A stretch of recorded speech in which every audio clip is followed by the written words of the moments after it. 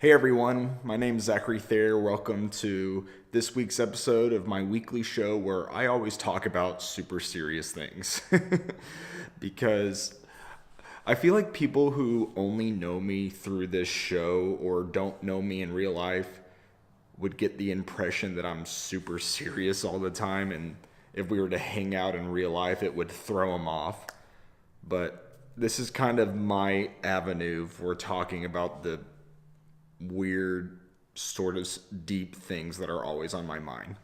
And for this week, I want to tell the story behind a tweet that I sent out yesterday. Today's Wednesday, February 6th. And last night, yesterday afternoon, around 4:14 p.m., I sent out this tweet that says, "Just because someone dies doesn't mean God was done using them. No matter what age we live to, death always takes us before we've reached our full kingdom building potential. All that matters," crap, there's a typo there. All that matters is what I meant to say, is that we walk with God in obedience during the time we have here. I was supposed to say that instead of the. That's really annoying, but it's out there and it's been out there. Anyways, triple check your work, kids. It helps. The heart behind that tweet comes from a couple different conversations I've had with different people over the past few weeks about this whole idea of destiny and God's purpose for our life.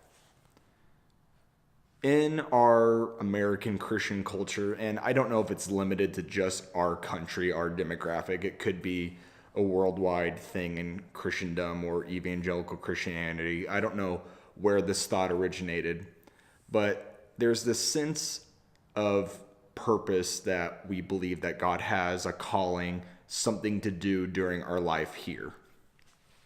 And in Christian circles, we give that a divine purpose. We give that a divine origin as to why we're here to build the kingdom for Jesus and reach people for him, and that's great. But within that, there's this idea of I'm alive until the day comes when the purpose that God has for my life is fulfilled, implying that the only reason that you're alive is because there's more that God wants to do through you. And from there, if you follow that train of logic that I take it to whenever I hear that idea, I take it to, so if someone dies, that means that there was nothing more for them to do. That if I were to die today, that means that there was nothing more that God wanted to do in my life. And I just don't agree with that, clearly, as you saw in the tweet. I believe that there's always more for people to do, and whether it's because they ran out of time or because they didn't use the time that they had on earth well, they weren't able to reach their full potential. And you could argue that none of us will ever reach our full potential. In fact, I would argue that nobody is ever going to do everything that they could have possibly done. Whether you die at a ripe old age or you die incredibly young, all we're left to do is walk in obedience with God and make the most of every day that we can, walking with him, having God and being in God's presence and doing what he calls us to do for that individual day or moment to moment. And the whole idea of I'm alive, thus God has more for me to do, I probably would have agreed with that 4 years ago. In fact, I know I would have. Because saying that makes you feel important. It gives you a sense of destiny and fulfillment, like your life matters. It's kind of one of those statements that gives you hope in those hard times when you are exhausted or you're tired or you're stressed or your whole world is falling apart. But then you remember, okay, everything might suck right now, but I'm alive, and that means God has a purpose for my life. And it can be motivating in those times. I get it. But because the last 3.5 years has happened with my dad dying, and the aftermath that follows, I cannot accept that statement as true anymore. Because if it is true, then that means that God never wanted, that dad was never supposed to be a father-in-law to my future wife.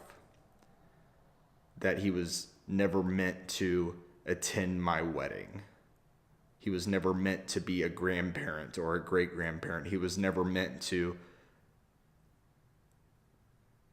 grow up with my mom to be a cute elderly couple.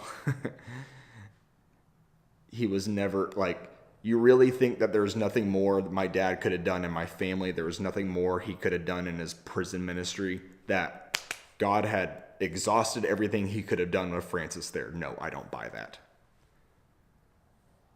I believe that my dad ran his race and he fought the good faith during the time that he had left, but there was more he could have done. And I believe that's true for all of us.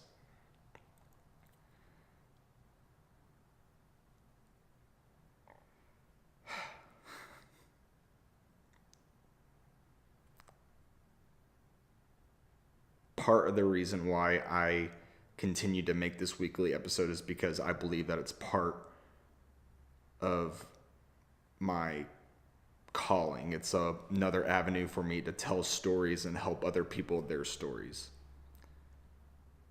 Same goes with working here at the Illinois District Office. I believe it's part of the reason that God has put me on this earth. It's the reason why I volunteer with the youth ministry in Bethalto, Illinois. It's a reason why I show up to be present with my family, my mom and my brother and my extended family. It's the reason why I keep up with my friends that I've met through school and everything that's happened since then. I want to tell stories and build relationships and help people with their stories and do as much as I can in those two areas for as long as I'm alive. And there will always be more that I could have done, and I hope that I get to live for a really long time. But I don't know when my day is going to come, and I don't want very much to be left undone when I am gone. And if a bunch of stuff is left undone, it better be because I ran out of time, not because I didn't do enough during the time that I'm here. I hope that all makes sense. It's kind of one of those deep, kind of sad topics, but kind of tying back to the idea of me talking about the realization I had about my feelings toward my father and his passing is we have to make the most of the time that we have here. Not to build our kingdom, but God's kingdom, and to love the people that he's put in our lives and reach those who are lost, who don't know God, who haven't met Jesus yet, and the people who have met God and know Jesus and already have a relationship with him, to help them along in that journey of knowing Jesus and walking in obedience. That's all that we have to do. And I've talked for almost 10 minutes. I keep looking at the screen because I'm wanting to keep these short. So thank you guys for watching this. If you're watching this on YouTube, and if you're listening to it on the podcast, thank you for listening. We'll see you next week.